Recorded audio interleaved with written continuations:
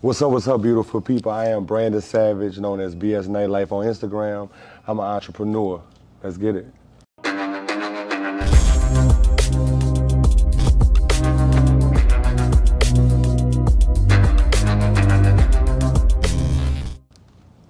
First of all, thank you for sitting down with us today. No problem. I appreciate y'all having me. So let's talk about your story. Growing up in New Orleans, what was your experiences like? Where are you from? Tell the world. So, I'm actually a West Bank cat, man. I'm from a rural project. It was the typical growing up in a situation of poverty, but you and your friends just do stuff, play ball, stuff you don't really notice. You know what I'm saying? You just kind of make it work. Didn't really notice until we got a little older that things were tough because our parents, for the most part, kind of kept it together. You know what I'm saying? So it definitely, it could have been worse. You know what I'm saying? It wasn't too bad. What was your inspiration getting into being an entrepreneur? Like, when did you first realize, oh, I need to go into business for myself. I need to create this energy and this atmosphere? Okay, so a lot of it came from, I was known, like I played football, I played sports. I was real big into football. Most people thought I probably would end up playing on Sundays, and it didn't work out that way. So that really was my motivation to be like, you know what? I wanted to have a lifestyle where I could say, man, I'm gonna live like a ball player. And that's really where the motivation came from.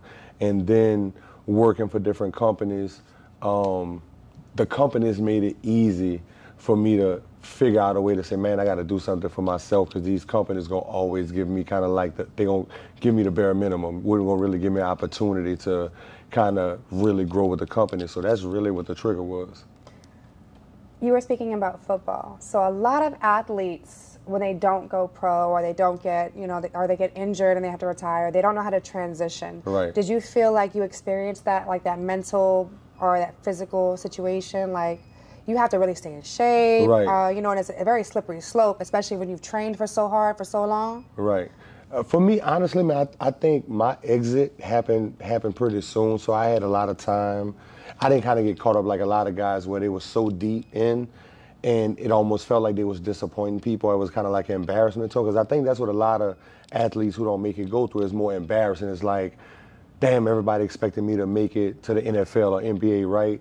It didn't happen, and they kind of have this thing where they don't want to work, or they don't want to feel like I just got a regular 9 to 5. For me, it happened so early, I was like, look, I ain't really tripping. You know what I'm saying? I got into the promotion game pretty early and had success with that. So it didn't really hit me that way. You know what I'm saying? I really started having an issue once I started working, and I realized it was like, man, I'm like plateaued. Like you working jobs and they telling you, oh man, you're gonna get a 30-cent raise and bullshit like that. And that was the stuff that kind of motivated me. So I didn't experience it, or it wasn't hard. I was just more rational. Like, look, you gotta figure something else if you're gonna really try to get to it. You know what I'm saying? So that's how it worked out for me. So getting out of that survival mode of just working those jobs, like, what was that moment? Like, what were you feeling? It like, what was it when that light bulb went off? Like, I need this. I'm do this. Falls the wall. Let's do this. Right. You know what's so crazy, man? Like, I talk about this a lot, where it was like, it didn't even hit me like that. I ended up creating a shirt, the Educated N-Word tee, for myself to mess with my bosses. And I think I talked about this in a few interviews, where it kind of happened by default. I just wore the shirt to get their attention, but I wanted to keep my job. I just was trying to look for a clever way to kind of give them like, this where I'm at. And then people went to asking for the shirt, and it blew up. And literally, like, I wore the shirt, I think the first time I wore the shirt, maybe it was like in November. And I started selling them and shit. I retired from the work world, like December 20th was my last day working for somebody. Like, it happened fast. I just stepped out on faith. It was like, look, I don't know what this is gonna be, but I'm gonna roll until it run out, and the shit just never stopped. And it just kind of turned into this whirlwind of different businesses, different opportunities. So it's been a blessing. But I didn't even have like I'll be lying if I told you I had a plan or this light clicked. It literally was something I did that was supposed to be not necessarily a joke, but an eye opener. And a lot of people was able to kind of like, people was feeling it like, you know what, I feel the same way. I need that shirt, So December 20th, how'd that day go? 2017. It's so crazy, man. Like, I'll never forget. I sold my first shirt November 3rd, and then the day before, the job was actually, I was working, they was voting on getting rid of the union for that job. The union had been in place for like 30, 40, 50 years. And they convinced these dudes to kind of like vote the union out. And I knew that was my time. I fought for it for those guys. And it's crazy because in that small period of time, I had made like $29,000 selling a t-shirt. So in my mind, I'm like, if I can make 29 grand selling this shirt in like a month, a little bit over a month and a half, what would I be able to do if I put all my energy into it? So that was kind of my mindset, because it got to a point people was pulling up at the job buying the shirts. So I was like, and I was still working almost like 80 hours a week. So I was at this job all the time. So, you know, for me, it was just like, man, people always looking to hire you. So getting a job, you may not get a job you want, but somebody always want to be your boss. So that was kind of my motivation. Like, how can I turn up and put myself in a situation where I don't never have a boss again? You know what I'm saying? So you went from one t-shirt to about 40 now, yeah, 40, 50 designs, yo. Now, is there a certain amount of, is there an allotment that you like 1 to 100, or as long as there's a demand, you're gonna create? Yeah, so what I do is every design I have, I pretty much always have something in stock. Now the stock levels are depending on what shirts move the most naturally. So if I feel like it's something that don't move as much, I don't want to get caught up, you know what I'm saying, with too many. So I just really let the different times of the year, you know, have a demand for different shirts. You know what I'm saying? Saint season, naturally, is going to be my highest seller. The 2 weeks, 3 weeks for Mardi Gras, that's going to have its stretch. So I just kind of base it, you know, based on the consumer. So how do you advertise your business? Mainly social media, like social media heavy. I think social media kind of like the wave, at least right now. People don't really use radio or TV as much no more. That's kind of more like the old school way. Because think about when the last time you really got in your car and turned the radio on. Like, we don't do that. You know what I'm saying? So social media, like, everybody is on their cell phone. You know what I'm saying? So I kind of tend to kind of try to stay, you know, current with what's going on with social media. What made you choose this location? Really, man, there was a spot right in the same strip mall that I started doing some promo with. And then it became a situation where it was almost like a convenience thing. Well, damn, I'm already doing some promo here. 3 doors down, you know, would be an ideal location. Then it was parking, it was heavy traffic. So it just really kind of fell in my lap. So what is unique about your business that separates you from other boutiques that are on Magazine and Canal and stuff like that?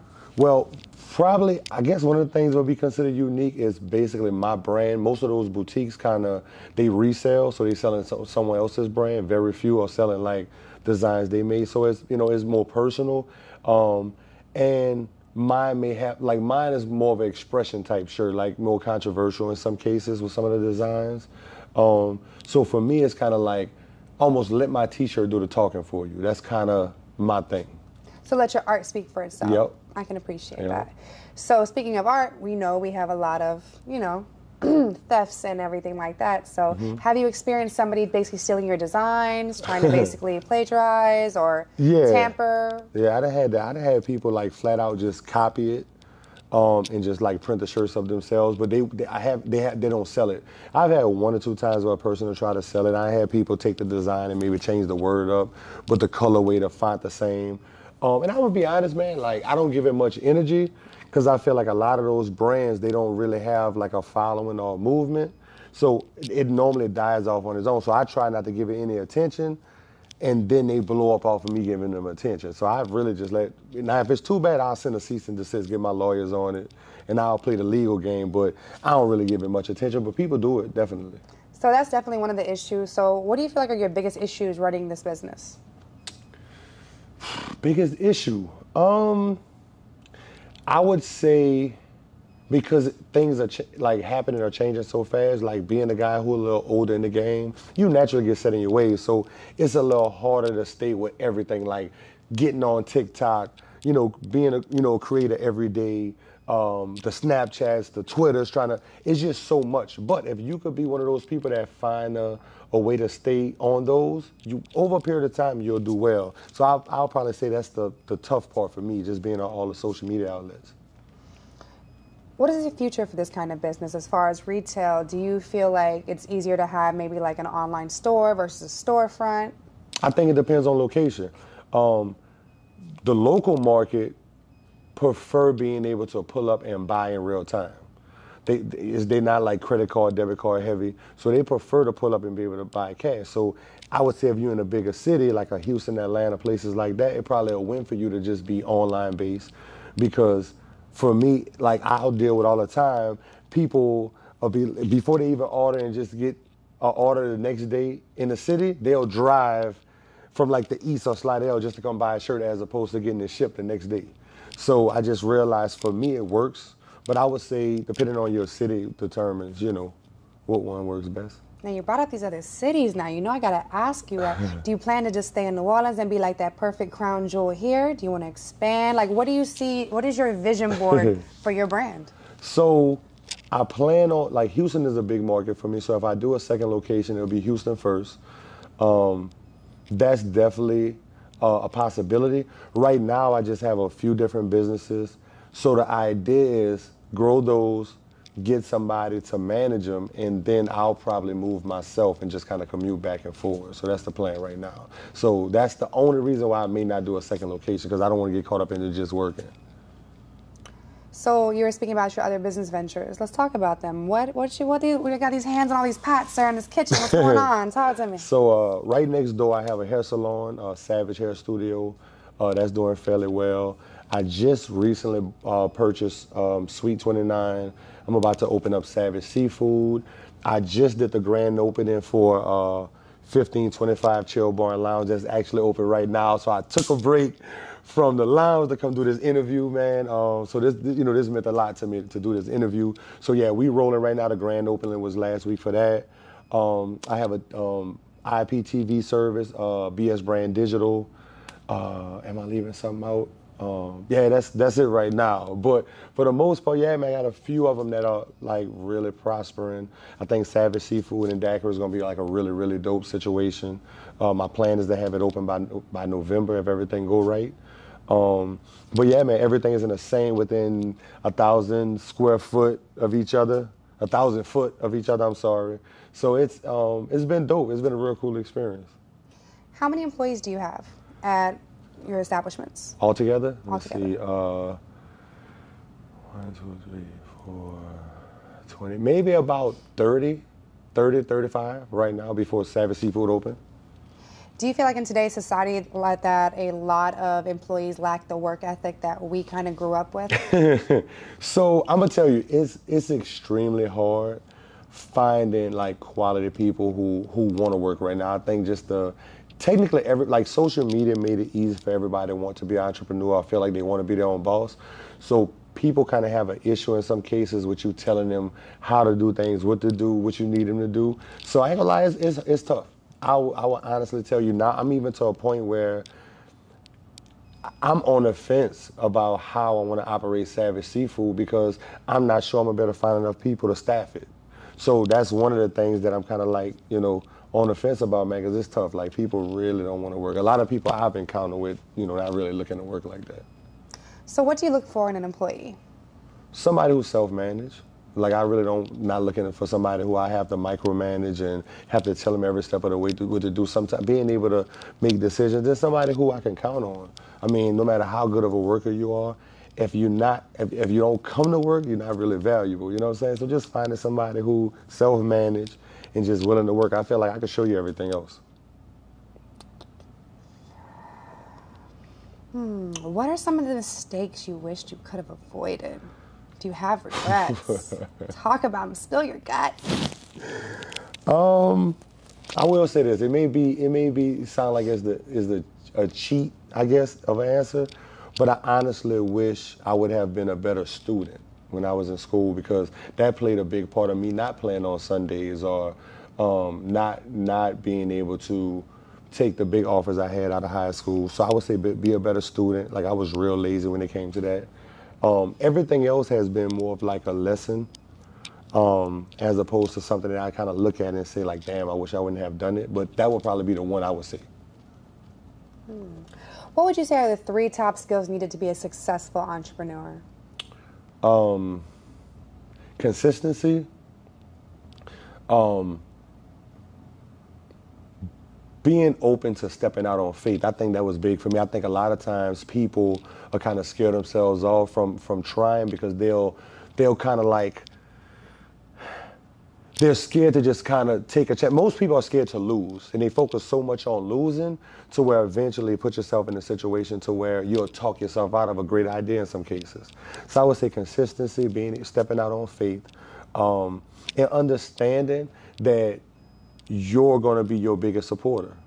You know, and if you put yourself in a situation to where you kind of focus on you and make it about you, over a period of time, you'll be okay. If you had the chance to start your career over again, what would you do differently? It probably will still go back to the school element of it, because I was beyond, like I was probably better than, and I don't like talking sports, but there's a lot of guys that that play ball at a high level, play NFL level that I probably was 2 or 3 times better than, you know, and so that was the difference, just not taking advantage of that. So that's what I would do different. That was easy for me. What is your definition of success? Success is not living check to check, being able to be a provider for you and yours, and waking up every day feeling good about the direction you're headed in. Like sometimes, like some people like to put success in a number. For me, it's like, because all of us have a different end goal, right? For me, this number may be drastic. It may be, oh man, if I'm not making 20 grand a month, everything is a failure. Well, you have some people where they could truly live off a $2,500 a month budget and live better than some people making 30 grand. So it just depends on what's comfortable for you. I'm more of a comfort person. Like, you know, me and Darren talked about this in a previous interview where we spoke about, for me, I was making $70,000 on a job, and my goal was if I could make $70,001 for myself, I won. Because a lot of people get caught up feeling like if you're an entrepreneur, you got to make $1 million to be considered successful. In my mind, if I was able to put all them hours in on the job and people patted me on the back for working for that company, why wouldn't you pat me on the back for making the same money for myself? So that's kind of my thing. So I'm literally, as long as I could make $1 more than I made at my last job, I'm gonna be forever grateful. Speaking on the finances, having establishments, that takes a lot of upstart for the Yes. money. So how did you secure funding? What did you do, or how did you research? You know what's so crazy? I never got any funding. Everything I did, like, so when I started BS Brand Tees, I started with $223 to be exact. So I bought my first 40 shirts, sold them, I bought 100. Sold those 100, bought another 100. So I would just take all the money and just put back into the business. So once I pulled that first $223, in my mind, I'm out the red. I'm just playing with house money. So all I did was kept turning the money over. And after about the third flip, then I started saying, okay, pull 500 here, pull, you know, $1,000 here. And I really just kind of built it off of that, you know, and it got to a point where I was able to just kind of pay my bills, and I would just keep my checks from my job until I left. And then that was only about 2 months. I kept those last, like, because I was getting paid every week. So I stacked those checks, and at that point I was like, okay, I made $29,000. So I was probably up about 35 real quick, and I just kept going, just sold out of my truck for about a year and just stacked the paper like that.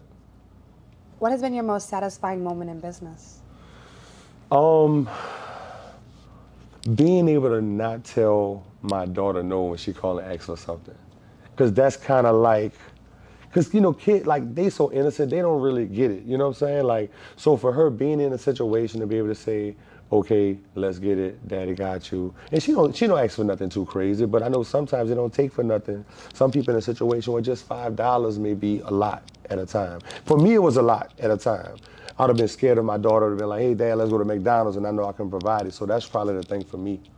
It's the little things that a lot of kids just love, the appreciation, you know? Yeah. So speaking of your daughter, how do you balance being a father, being a businessman? Like, is that tough for you at times? It's been really hard. Like, I have a son now too, that's 9 months, and really, like, my kid's really taking a backseat to the businesses right now, and it's difficult because there's a lot of pressure with it. I naturally would prefer to be with them a lot more.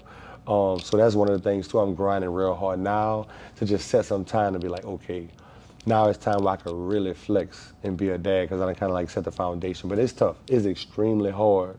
There's a lot of emotion into it. You know, it's times where I got to tell my daughter, because my son, he's so young. But with my daughter, like, even at 9 years old, just like she understand it. She's like, okay, Dad, well, you got to work, you know, we'll do it another day. And I ain't gonna lie, that part bothered me. So, you know, it's tough. You know what I'm saying? It's just one of the sacrifices I got to make right now, but it's definitely tough. Exactly. It's a right now sacrifice. It's not going to be forever. Right. And it's wonderful that she does, like, you have to work, but you're also setting a great example of what a man is supposed to be, Right. a provider. Right. So Right. that's a beautiful thing. So I commend you on that. I appreciate it. And I know it's not easy, but hopefully you have some good, you know, counterparts or some balance at home that, you know, makes it a little Right. easier. Man, I That wish. does help. I wish, but I ain't drank till recently. I'm gonna just say that. Shit. Well, everything, you know, in due process, in due time, just get the right one. Right. So what is the one thing that you would, I would say, advise somebody that wants to get into the restaurant industry? Now, we know the restaurant industry is very, very finicky. And most restaurants fail almost, within the first 2 to 3 Right. years? I They think completely funding got go a lot under? to do with it. I think funding got a lot to do with it. I mean, just getting into this now, man, and we did a lounge with 1525, and financially, man, it really take a lot. Like, it takes for you to have some spending or borrowing power to really give you a head start, because literally look like every day something new will pop up. Is a new bill, is a new piece of equipment went down, something not working, some more fees, some more, like, it's a lot. Fines from the city, etc. Inspectors Exactly. just messing with Exactly. you because It's a you have lot. rival It's a lot. restaurants wanting to shut you down because you're going to be taking their customers. Right. Yeah, it's a lot. I mean, I would just say you really, really, really got to be 100% just 10 toes down if you're going to step into that game, because there's a lot that come with it. So definitely, even right now, had I known the things I know now when I got into this, I'm not going to say I wouldn't have done it, but it probably wouldn't have been so soon. I would have probably sat back for a minute and say, hold on, you know what, maybe you're not ready for that. So because I stepped into it, I stepped out on faith, and that's normally my way. It forced me to do it, but I ain't gonna lie, I'm feeling it. Like, I'm losing my voice right now. I don't even sound like this, but it's been nonstop. Like, I've been doing, signed a deal for 1525, June 1st, and literally I've been doing 14 to 16 hours every day, 7 days a week, until like the opening time. Like, it's been crazy. So what do you do for your, I would say, your downtime or your resetting time? Like, what do you do? Do you, like, take time for yourself? Honestly, prior to this particular venture, I was going out of town once a month for 2-3 days just to reset. And I don't have to do nothing. For me, it's just going to another city, just to breathe some different air, see some different colors, get some different vibes, and then I come back 2 or 3 days refreshed. Like, I normally just get a nice room, walking distance from a few restaurants, and just take that part in. Like, I try not to go out and party or nothing, because if I go do all that, I'm gonna be tired when I get back, and that's what I'm trying to avoid. So for me, it's been resetting that way. But since I took on this deal with the lounge, I'm really feeling it. So I'm gonna give myself about 3 more weeks, and I'm gonna just kind of get away and kind of get back on track. So getting back on track, and let's talk about this discipline that you have. I've heard you had a lot of success with this weight loss. Yeah, I did. So mine was a little different, man. So I shared my journey. I did a weight loss surgery. I did VSG, bariatric surgery, where they pretty much go in and remove about 75% of your stomach. So my stomach is probably the size of the average 2-year-old. So what works for me is I still kind of eat what I want, but it's very little. It's 2 bites here, a bite there, give or take what it is. And honestly, man, it was life-changing for me. Probably the best decision I made, without a doubt. So with you having the weight before you had the surgery, where did you collect the weight from? Was it just because you were so busy, you were eating at odd hours, and just eating to go to sleep because you already, like, some people eat just to put themselves to sleep, to have that comfort, and it knocks them out. Otherwise, their brain keeps running. Like, how did you feel like you fell into the weight gain situation? I would say this, man. Now, naturally, I always was a bigger guy. I played ball, so I was a bigger guy. But I think I left high school maybe at like 305, something like that. My biggest weight before I had my surgery, which was like maybe a year and a half ago at this point, I got up to like 471. So to gain 180 pounds over virtually a 20-year span, it sounds like it's a long time, but it really just kind of, the last couple years is where probably, I'm gonna say the last 110 came from. But it really was what you said. Like, I realized, like, eating was kind of my vice. I didn't drink, smoke, nothing, just, but it was a thing for flavor. So then when you have access to finances, nothing is off limits. So a person who likes to eat, then I don't have to be like, let me count my money. But so whatever I wanted, I was getting. There was a lot of eating out the passenger seat of the car. And before you know it, it's just like, man, 3 times a day, you're going to eat at a restaurant or fast food spot. And that shit just was like, my lifestyle didn't allow me to do the typical go work out 3 or 4 times a day and eat broccoli and grass and bullshit like that. You know what I'm saying? So me just understanding that wasn't me, I had to make a decision. And then COVID happened. And that was the first time in my life I honestly felt like I wasn't going to make it. And I just prayed and it was like, man, God, if you get me through this, I promise I'm going to make a change. I don't know what the change is going to be, but I'm going to do something.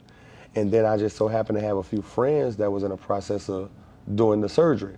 So being able to go on that journey with them for a couple of months, I was like, you know what, man, I got to do this. I got to give it a try. But I wanted to share it, my journey with people, so maybe it can help a few other people. So it's been cool, man. So I'm down 200 pounds right now, 200 pounds. Since March 15th, 2021. So what was that process like? How long did you research your surgeon? Like, were you nervous? Oh, now, yeah, I'm getting into surgery questions now. Yeah, so it's so crazy because I'm a step out on faith guy, right? So once my friends who I kind of had a lot of trust and respect for and I felt like they was doing it, it didn't take me much because I was a cash payment, so I didn't have to go through much. And at first I was going to go to this doctor about 2 hours away. And then I was a cash payment, and it was going that way because it was like maybe $3 grand cheaper, something like that. But then I went to thinking about, I got to go back and forth, 2.5 hour drive there and back for like consultations, you know, my checkups and all that. So then I researched a local doctor, and after the local doctor, I got in touch with him. I had already did my sleep study, blood work and all that stuff, and I was like, look, doc, I got cash. I done did all this stuff. How fast can you get me in? So you never had no anxiety or anything? You were just like... Nah, because if I think about the process, I'm going to talk myself out of it. So I'm one of those people where it's like, if I'm going to go. So the faster I get in here, the less time I have to contemplate if I'm doing the right thing, wrong thing, whatever. And I just kind of prayed on it. It was like, look, I'm going. Had a talk with a few family members. And I went with the move. So once I talked to that particular doctor, it was literally like 14 days, and they got me in. How was your recovery? I had the surgery March 15th. They kept me overnight. I rented a hotel closer to my family just in case something happened. So that Monday I stayed. I actually was back at my store that Thursday, so like 3 days later. Now I wasn't doing nothing too physical, but I was moving around, driving, getting work done, you know. So it wasn't bad for me at all. That's pretty awesome. Yeah, it wasn't congratulations bad. It wasn't on bad. that. I appreciate it. Just don't go get abs like Drake did, because that does not look good. He did not get a good surgeon. Nah, see, I'm gonna tell you, man, like they're a little different. Like bad bill dudes in style, man. Like women, y'all got a thing for bad bill guys. So I'm like a big deal right now. So I kind of like, you know, this is what I'm doing. I don't want nothing extra. You know what I'm saying? So tell me, what's next for you? Next for me is just building in structure.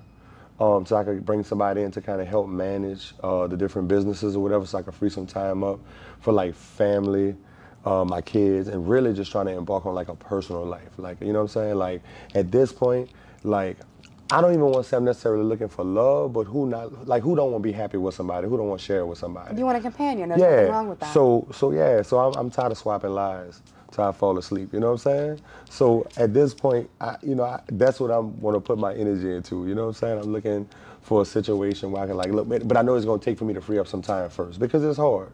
You know what I'm saying? I mean, everybody, no matter who you meet, gonna be looking for, like, look, you make time for what you want to make time for, but my lifestyle don't allow that right now. So I would say that's the big thing. The business stuff, all of that stuff, cool, but my kids, companionship, that's where I'm at right now. I think what women fail to realize is when you are dealing with a successful entrepreneur and he has a hunger and a passion to be successful, he's gonna be busy. Facts. So you have to basically accommodate that schedule. You're going to have to take that sacrifice on yourself. It's not you need to do this for me. And I think a lot of women have that misconstrued that you have to be the one to sacrifice. There's and if that's not for you, that's just not for you. Right, facts. Go get Joe from the mechanic shop. Facts. You know, and just chill for that lifestyle. Make sure the camera catching you saying all this, right? It's going to hear it? Yeah, they're going to hear it. All right, you lay that part on thick. Put some captions on or closed captions if you got to, but make sure you lay that part on thick. Ladies, listen. You got two options, you know what I'm saying? You gonna have a busy man or you gonna have a broke man. Right, facts. No disrespect. I mean, to each his own. I mean, there's somebody for everybody, but this kind of man here, ladies, you gotta be willing to sacrifice your schedule. Right. Got to. So, yeah. Because I ain't settling. As you should not. In the society that we're in now, do you think it's even possible to actually find a woman that's willing to be in a accommodation of your schedule? You know what's so crazy? I've convinced myself, and I may be wrong, but I always say to myself, now it seems like it would probably have to be a woman who's into entrepreneurship too and don't have such a structured schedule. Because what I find is when I meet women who kind of have that structure where, let's say they work like a 9 to 5, they off on weekends, those type of women with structure just, that's all they see is, look, I got free time, you should make time. So I would say for me, it's probably gonna be somebody who have some flexibility or possibly even into entrepreneurship that would at least understand it. And I could be wrong, but that's what I think. You're not wrong. That's exactly how it's going to have to go. Right. You know, sorry, ladies, if you're not going to be sacrificing the schedule, it's just not going to work for him. You got to be a teammate. You got to help him out. He might need you to go run and open the restaurant right quick to handle something. Quick shit. You got to be able to do that. Quick shit. All right, so tell us where we can find you at, you know? Give me all your Instagrams. Hopefully by the time this airs, man, Instagram will give me my page back. They took my page. Somebody put some legal action on me or something, but I'm paying somebody right now to get my page back. So, at BS Nightlife on Instagram, Snapchat, what else? TikTok, Twitter. YouTube. If they don't give me my page back, just look on one of the businesses, BS Brand Tees, 1525, Savage Health Studio, whatever. But hopefully we'll have a page back. If not, you know what I'm saying, I'm gonna probably not get back on from a personal standpoint if they don't give me the page back. But we gonna have faith, baby. We gonna get that thing back. And that's my story. That's my story, and I'm sticking to it.